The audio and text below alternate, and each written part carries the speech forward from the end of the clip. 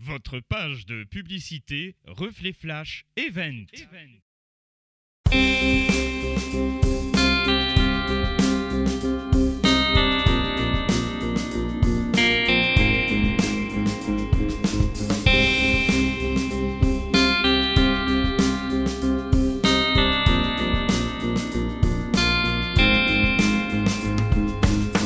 Oui, tout à fait. Je vois qu'en plus le soleil est au rendez-vous et le monde, tout va bien.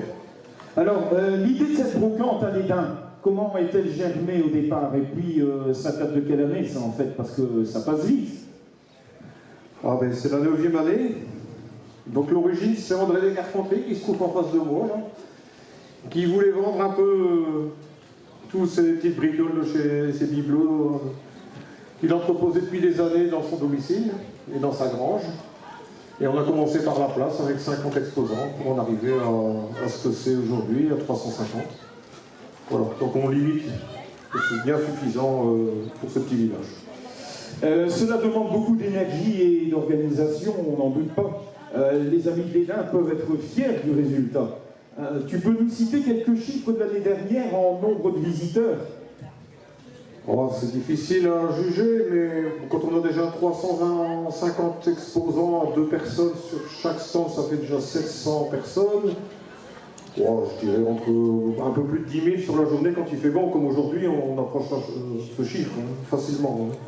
Formidable, n'est-ce pas? Donc 2024, c'est un grand cru alors. C'est toujours un bon cru. Il fait toujours bon à l'Édin, donc il faut toujours bon vivre et venir à l'Édin. Alors, tu peux nous dévoiler certaines choses au niveau de cette journée et pas comme les autres? Ah, ben la nouveauté, c'est votre présence déjà. Donc, je vous remercie d'avoir rehaussé notre brocante par votre présence et votre enthousiasme. Et puis, c'est une nouveauté. Je pense qu'on est parti sur de bons rails. Ah ben, très bien. Hormis une météo radieuse, quel est ton plus grand souhait pour l'avenir et pour cette journée?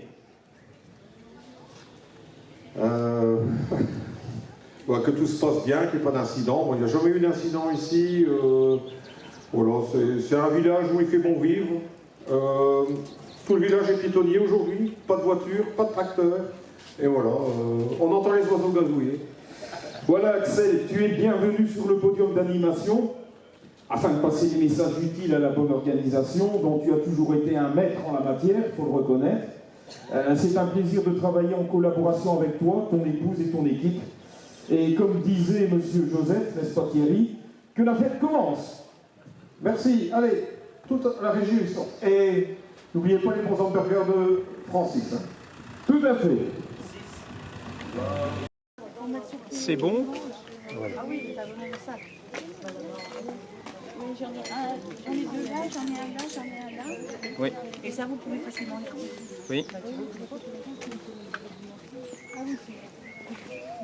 Voilà, je pense que j'ai maintenant l'antenne avec un petit retour. On est ici en visite au garage du Paradis, numéro 1 rue du Paradis. Nous partions à la rencontre de Arthur Legrain, mais Arthur est parti en dépannage, donc c'est son papa qui va répondre. Arthur, on le connaît bien puisque j'ai eu l'occasion de l'interviewer longuement. Ce jeune homme s'est lancé notamment dans la rénovation de vieux tracteurs qu'il remet complètement à neuf et il s'est déjà formé une réputation dans ce domaine. Il a 18 ans. Et on va demander à son papa, Pierre, d'où lui vient cet amour pour la rénovation d'ancêtres agricoles. C'est avant tout une passion. Oui, tout à fait. Oui, c'est une passion. Je pense étant d'origine pépiniériste, il était tout petit sur les genoux de son papy sur les tracteurs. Et ça lui a donné des idées. Et voilà d'où il sort sa passion, je pense.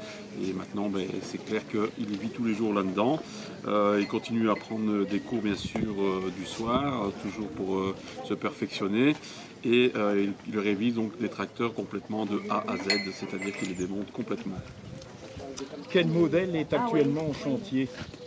Alors, il s'est perfectionné dans la marque Renault, dans tout ce qui est ancêtre. Et ensuite, dans les tracteurs modernes, il représente sa propre marque qui est Solis, donc lequel il est dealer. Bien, ces tracteurs, ils restent longtemps stockés chez vous? Il y a une demande, ça part régulièrement? Vous avez régulièrement du stock là, en rénovation? Alors le stock est très vite parti, il y a même des clients qui attendent un peu leur tracteur avec impatience. Donc on n'a pas grand chose de stock, ça part très vite. Il y a une forte demande justement dans des tracteurs où il n'y a pas d'électronique, des tracteurs beaucoup plus simples à manier, à manipuler et moins coûteux surtout. Ce sont les particuliers qui acquièrent ces tracteurs ou des petites industries agricoles? Alors on a des particuliers, des gens qui ont des chevaux, des maraîchers, quelques entrepreneurs de jardin, en fait des gens qui n'ont pas besoin de gros matériel qui coûtent des centaines de mille, qui ne savent pas amortir, quoi. Donc c'est des gens qui font ça oui, en petite catégorie. L'occasion t'est ici donnée de présenter l'étendue de tes activités, les achats et les ventes du matériel agricole et horticole. Tu peux nous rappeler un petit peu, je crois que tu as déjà prononcé la marque Solis. Je vois qu'il y a pas mal de modèles qui sont exposés aujourd'hui. C'est le moment un petit peu de vanter tes produits. Quelle est la particularité de la marque que tu représentes? Dans notre petite horticulture, on sait avoir toutes les marques. On sait avoir aussi bien du chinois, des premiers prix qui est accessible à tout le monde, comme des marques très professionnelles, italien, allemand. On a vraiment un catalogue très important. Et à partir du moment où les personnes nous donnent un peu plus ou moins un budget et surtout l'utilité de ce qu'ils vont faire, à partir de ça, on sait leur faire une remise de prix sans problème. Les particuliers peuvent venir aussi déposer leur petit matériel de jardin pour le réparer également. Il y a de la vente de petits matériels, broyeurs, on peut venir aussi apporter sa tondeuse tracteur, etc. Tout à fait, tout le monde peut venir pour des petites réparations, on fait des devis bien sûr sans problème. On fait également du dépôt-vente, si des personnes veulent changer de matériel, parfois vous avez des gens qui achètent une plus petite gamme et puis qui veulent passer à une gamme plus importante. Et bien à ce moment-là on fait un dépôt-vente de leur matériel. Comme ça peut leur permettre d'accéder à un matériel plus perfectionné. Je te remercie Pierre. Est-ce que tu as quelque chose à ajouter au nom d'Arthur? Arthur, je pense que c'est un jeune dynamique et auquel justement on est là pour le soutenir et j'espère qu'il y aura d'autres gens qui vont le soutenir car je trouve que c'est très bien qu'il y a encore bien des jeunes qui veulent s'investir dans le monde actuel. Je te remercie et puis je rends l'antenne.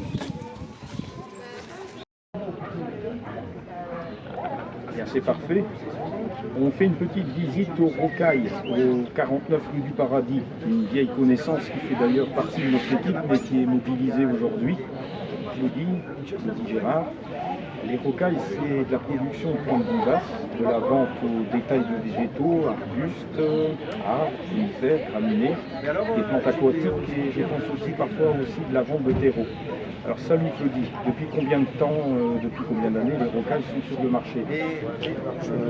Bonjour à tous, ça fait plus ou moins 30 ans que nous sommes installés ici, qu'on fait de la plante vivace, de production, et après nous avons beaucoup d'arbustes verts effectivement, des sapins de conifères de collection pour les gens qui en demandent. Et aussi on travaille sur demande par rapport à des jardins spécifiques. Que recherche davantage la clientèle aujourd'hui? Elle recherche la plante qui va durer le plus longtemps possible en couvrant un maximum la terre pour éviter un maximum tout ce qui est mauvaise, on va pas dire mauvaise herbe, mais herbe indésirable. Quelles sont donc les plantes à privilégier dans son jardin d'ornement face aux diverses maladies? Je pense par exemple à la pyrale du buis. Pour la pyrale du buis, vous pouvez associer avec le buis les lavandes. Si vous n'avez pas de lavande, vous pouvez associer dans l'eau par exemple, quand vous arrosez vos buis, de l'essence essentielle de lavande qui vont faire fuir la pyrale du buis. Alors en général, quel conseil donnerais-tu à celui qui veut refaire son parterre à neuf? Mais c'est d'abord d'avoir un jardin très propre, exempt de racines, parce que les herbes annuelles, on sait les enlever, mais les herbes vivaces, ça c'est compliqué. Donc il faut d'abord un terrain propre au départ, et à chaque étape de la saison, continuer à le garder propre. Nous savons que tu luttes aussi contre le frelon asiatique, destructeur de nos abeilles butineuses. Tu as un petit mot sur ce phénomène inquiétant? on va dire que si chacun prend un petit peu part et conscience que c'est un insecte invasif qui a été importé accidentellement. Donc, pour l'instant, on met des pièges pour attraper les rennes. J'en ai déjà tué 2 cette semaine. Ça fait 2 nids en moins, ou bien un seul nid, parce que des fois, les rennes de frelons se mettent à plusieurs pour construire un nid. Et après, on a la reine dominante qui tue les autres pour gérer la colonie. Moi je dis qu'il faut traiter toute l'année avec des produits simples. Hein. On peut prendre un sirop par exemple, 50% eau, 50% sucre, dans des pièges spécifiques pour éviter que tous les insectes rentrent, ou alors des pièges comme je fais régulièrement, quoi, avec soit du miel ou bien de la bière et un petit mélange. Et en luttant, je pense, tous ensemble et en faisant attention à notre environnement, donc à tout ce qui est jardin, on peut, je crois, arriver à un moment à lutter contre ce frelon asiatique. Voilà, mais si tu as quelque chose à ajouter, bien je signale que cet après-midi il y aura une organisation avec des jeux et que tu participes indirectement en offrant des plantes, des bons. Quelque chose à ajouter, Claudie? Absolument pas. J'ai préparé une vingtaine de plantes et aux plus chanceux, j'invite à venir retirer ces plantes à la maison. Très bien, bien, je rends l'antenne à Jean-Michel et à Pascal. 9 rue du Paradis à Léda, là où Pascal et Philippe brassent avec sagesse, amour et passion des bières de qualité biologique et de caractère. Alors la première question qu'on va poser à Philippe, vous le voyez parce qu'il travaille avec Pascal, on ne veut pas le vexer, pouvez-vous nous rappeler brièvement l'histoire de l'appellation Grand Mire? Alors d'abord, bonjour à tous les visiteurs et les exposants de ce beau vide-grenier de Léda. Alors le nom Grand Mire vient du fait que la ferme à l'époque du papa de Pascal, Ferdinand Delannoy, avait un sobriquet, un nom jeté comme on dit ici, et on l'appelait le Grand Mire. Il était grand de taille et son papa Casimir, donc le grand-père de Pascal, et d'où le nom Grand Mire qu'on a gardé pour la marque de nos bières. Ok. Aujourd'hui, 1er mai, vous lancez la nouvelle bière, la Grand Mire Soyeuse, une bière blonde rafraîchissante par ce beau soleil, c'est tout indiqué. Quelle est la réaction du public face à cette nouvelle création? Eh bien, les avis sont très positifs jusqu'à présent. Bon, on est au début de la journée, mais il y en a déjà pas mal qui ont pu avoir l'occasion de déguster une soyeuse. Donc la soyeuse, c'est la nouvelle création de la brasserie avec effectivement une bière de type blanche, épicée avec une touche de cardamome et d'orange douce. Et cette bière est brassée avec 4 grains maltais, donc à savoir le froment, l'orge, l'avoine et le seigle. Une bière extrêmement rafraîchissante pour cette journée ensoleillée ici à Léda. Venez vite la découvrir chez nous. Tout à fait. Et il serait opportun, effectivement, de nous rappeler la déclinaison des bières, des types de bières artisanales de la brasserie Grand Mire. Alors nous avons maintenant une gamme donc, de 8 bières, toutes différentes les unes que les autres, toutes bio. On a d'abord la blonde classique. On a l'ambrée à 6,5% volume alcool avec une touche d'orange douce. On a la Ruby qui est une bière rougeâtre mais sans fruits, avec une petite touche de betterave rouge qui va lui donner un caractère terreux minéral très spécifique. On est, je crois, les seuls dans la région à brasser ce type de bière. On a la brune la plus légère à 5,6% volume alcool. On a à l'extrême la noire de noir, une stout très charpentée, très crémeuse à 7% volume alcool. On a pour les experts une triple, la festive. On a une saison typique de la Wallonie-Picarde et la toute dernière, la soyeuse, une blanche aromatisée. Lors de prestigieux concours, vos bières se sont déjà distinguées à nombreuses reprises en remportant des médailles d'or. C'est ici l'occasion de citer vos divers trophées. On a eu des belles reconnaissances en Belgique et à l'étranger. Donc en Belgique, on est particulièrement fiers d'avoir eu des beaux prix au Brussels Beer Challenge, qui est un des 3 gros concours mondiaux. On a eu l'or pour la saison, on a eu 2 fois l'argent pour l'ambré et la blonde. On a eu des beaux prix également à Lyon, à Francfort, et alors ici, plus localement, mais concours de qualité également, le jury des fins gourmets du Parc naturel des Plaines de l'Escaut. Voilà, on va poser une question d'ordre général, qui est celle-ci. Quelles sont les qualités essentielles pour être un bon brasseur? Il faut d'abord avoir la passion du métier, essayer de bien comprendre ce qu'on peut faire avec le grain, bien comprendre sa levure, être très propre, parce qu'en fait, c'est une industrie qui exige énormément d'hygiène. Comme on disait, passionné, parce qu'on est dans l'émotion, et persistant. À noter que les bières de la brasserie de Grand Mire sont à retrouver dans divers points de vente, distributeurs, magasins, cafés. La liste est à retrouver sur www.grandmire.be. Et cet après-midi, lors des jeux concours, la brasserie Le Grand Mire va vous offrir régulièrement des bons de la nouvelle bière, la Soyeuse. Voilà, quelque chose à ajouter, Philippe, avant de te laisser recevoir les gens, parce que je pense que l'apéritif va donner plein feu avec ce beau soleil sur les dents. Non, je voudrais d'abord remercier l'organisation de cette belle journée, parce qu'en fait c'est un travail de très longue haleine, et il y a de multiples éditions. Chaque année c'est un grand succès, les gens adorent venir ici à l'Esdin, et je suis absolument convaincu que vous allez tous passer une très agréable journée ici dans notre beau village de l'Esdin, au milieu des pépinières. Et à très vite, et à bientôt. Je te remercie, Philippe, pour ta collaboration, et je rends l'antenne à mon ami Pascal et Jean-Michel. Merci Fabien, à tout à l'heure.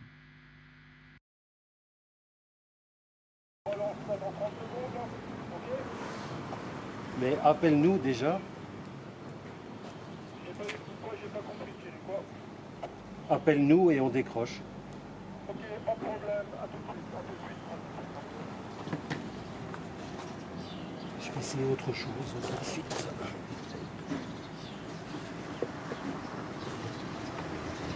Un peu plus long.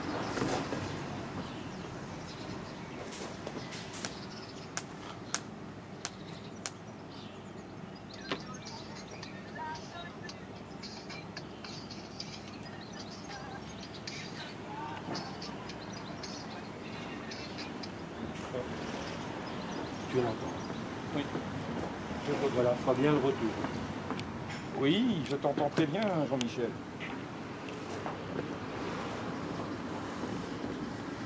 On peut démarrer. Alors, on est effectivement en visite à la friterie Pommes Frites, au 28A rue des Marteaux. Alors, Ingrid a peur du micro, donc on va se diriger vers Jérôme.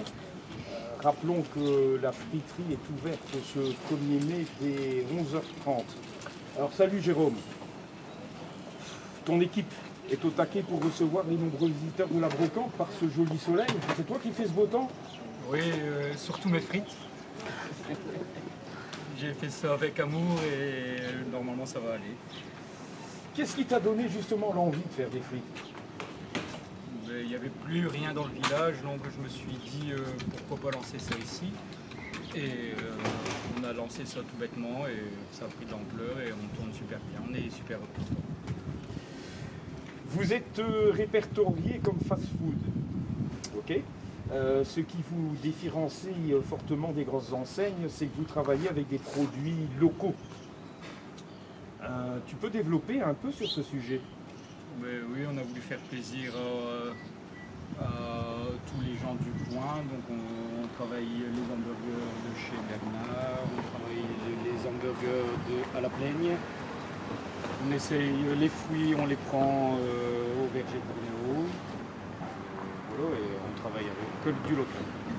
Vous essayez régulièrement des nouvelles spécialités, des recettes, vous faites des essais. C'est qui goûte?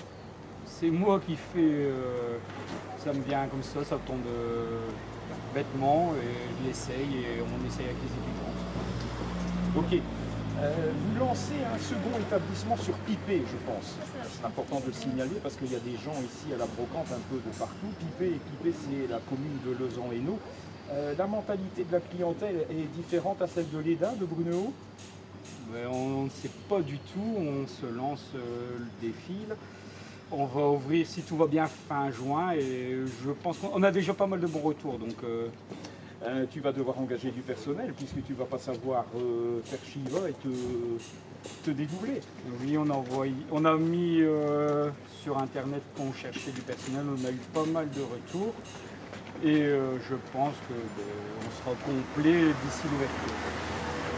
Ok, allez, bon courage pour tenir la cadence d'aujourd'hui parce que je crois que ça ne va pas être triste parce que tu as une chose à ajouter, un message à faire passer aux brocanteurs, à la clientèle, etc. Il ne faut pas te gêner, le micro est ouvert. Bienvenue à tous et surtout un bon appétit. Eh bien, on te remercie et je redonne la parole à la régie, Jean-Michel. A plus. Ok, c'est fini.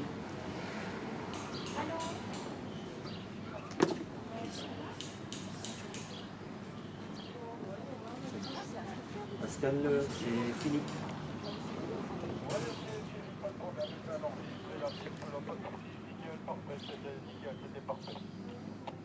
Ça a bien passé parce qu'en fait j'ai sorti pour avoir un peu plus de mots pour être plus éloigné du système quoi, avec les câbles.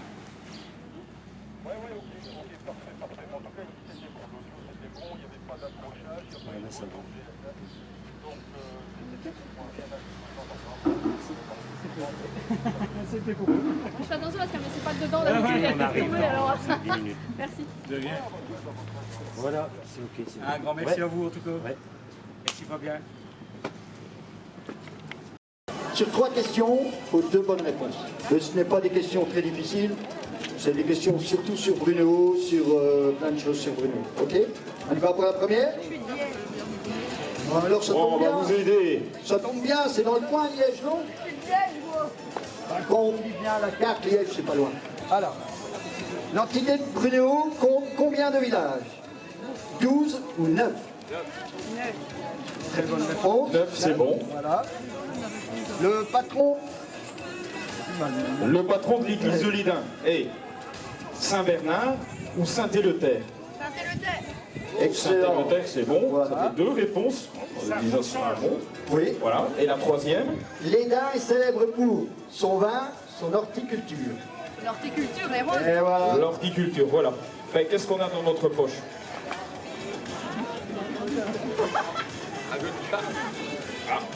On va chercher.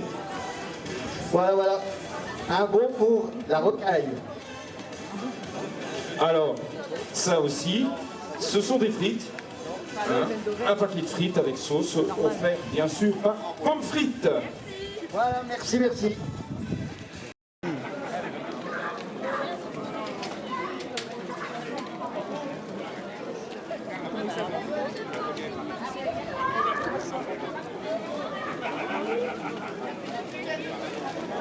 Bonjour. Est-ce que vous voulez répondre à quelques petites questions pour obtenir un bon? Bien. Pas de problème. Messieurs, dames, un petit jeu? Non? Merci.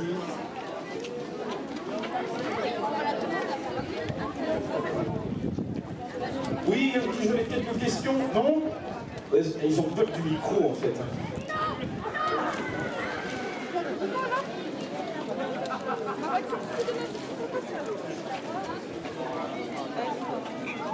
Je vais aller voir un ami africain. Et il va pas me dire que non. Ouais. Tu es de où? De quelle origine? D'Ivoire, ok. J'ai des amis camerounais. Bon, mais il va falloir l'aider, hein, parce qu'il est pas plus haut. Hein. Ah, ben non. Bon. Mais c'est des questions à choix multiples. Ben, regarde pas les réponses. Hein. J'ai même pas vu la question déjà. Je vais répondre. Voilà, la fusion des communes, est-ce qu'elle date ici de 2003 ou de 1977 ou 97 pour nos amis français? 77. 77. Je dirais 77. Oui. Oui, bonne réponse. Alors, deuxième question. Le village de Léda se trouve en province de Brabant ou du Hainaut? Brabant. Non, c'était du Hainaut. Sérieux, moi. Il y a une troisième question. Oui, et alors, Léda est situé dans l'entité de Celles ou de Bruno? Bruno. Oui, Voilà, voilà. Deux bonnes réponses. Bon, ouais. 3 bonnes réponses. Hein. Je pense que ça mérite quand même une sacrée récompense. Hein. Oui, oui, je pense aussi. Merci, alors merci. Alors. Voilà, un bon pour une planche à la rocaille. Oui. Et un bon pour un paquet de frites. Un Ouais. pot de frites se trouve là-bas. Voilà, et on va lui remettre aussi une bouteille de la bière soyeuse Grand Mire. Donc tu vas juste là à droite, il y a une brasserie et tu vas réclamer en fait ta bouteille de bière, elle te sera offerte gracieusement. Voilà. C'est vraiment sympa, merci. Je te remercie. Merci. C'est un plaisir. Bonne balade. J'ai pas peur de le dire, j'adore les Africains. De Liège. Encore une personne de Liège. Faut dire c'est ici à côté. Ça va, vous n'êtes pas trop perdu? Ça a été sur la route avec tous les lits de poules. Hein, ça, bon, ça a été quand même. Comme je dis toujours, c'est un avantage. Ouais. On se sert une tasse de café pour pas mélanger les pots de sucre. Ouais. Alors, quel est le fleuve qui traverse la ville de Tournai? La Dendre ou l'Escaut? Oh, l'Escaut, je dirais l'Escaut. Très très bonne réponse. C'est un Liège, hein. Nous, la Liège, c'est pour l'Escaut et la Dent, c'est la Meuse, c'est la Meuse. La langue parlée dans notre région est le français, le néerlandais. Pas trop. Bon, je dirais le français. Très très bonne réponse. Alors, les seigneurs de Rongy. Les seigneurs de Rongy. T'es un seigneur de Rongy, toi, non? Puisque je viens de Liège. Je sais pas, bon. T'as une tête habitée à Rongy. Ça se peut. Premier village libéré par les troupes du général Eisenhower ou Piron? Ouais, j'habite dans la rubrique Piron, donc je dirais bien Piron. Ah donc tu t'es vendu, t'habites pas Liège. Donc t'es un menteur. Je suis un menteur. Bon, qu'est-ce qu'on va lui donner à ce brave garçon? Déjà un paquet de frites? Oui. Ça, c'est gentil. Le rosoupeau. La bière. Et un bon pour une plante chez les rocailles. Merci bien. Voilà, bon après-midi, bonne continuation. Bien, merci.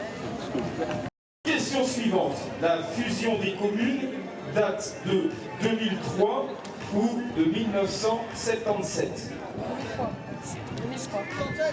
1977, Ah, c'est un lapsus. Ouais. C'est un lapsus. C'est un Bon, lapsus. qu'est-ce qu'on fait? Et alors, à Olin, le 21 juillet, on célèbre la foire à l'ail ou la foire aux artisans? L'artifoire même. Voilà, 3 bonnes réponses. 3 bonnes réponses. Qu'est-ce qu'on sort encore de notre Ah, poche? là, on va essayer de trouver quelque chose. Hein. Oui. Et ça, c'est l'idée. Hein. Oh, voilà. Voilà, une plante auprès des rocailles. Un paquet de frites. Voilà. Eh, merci. Et voilà.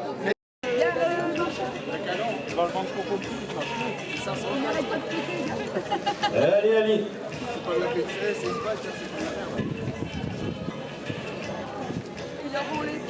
Mademoiselle, vous allez jouer un peu avec nous. C'est quelques petites questions qui vous permettent de gagner des bons d'achat auprès de vos commerçants.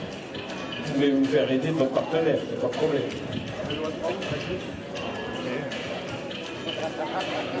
Jean-Michel, à toi l'honneur. Quel âge a la Pierre Bruno? 3500 ou 100 ans? Grand Mire signifie en wallon. Grande taille ou sec? Et la fusion des communes en 2003 ou 1977? On vient de la poser.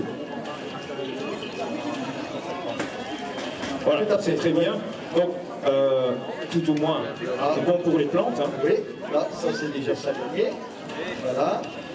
Et ce qui me reste encore, le dernier ticket pour des frites. Voilà, mademoiselle. Voilà, merci à vous. Et au beau sourire des gentilles africaines.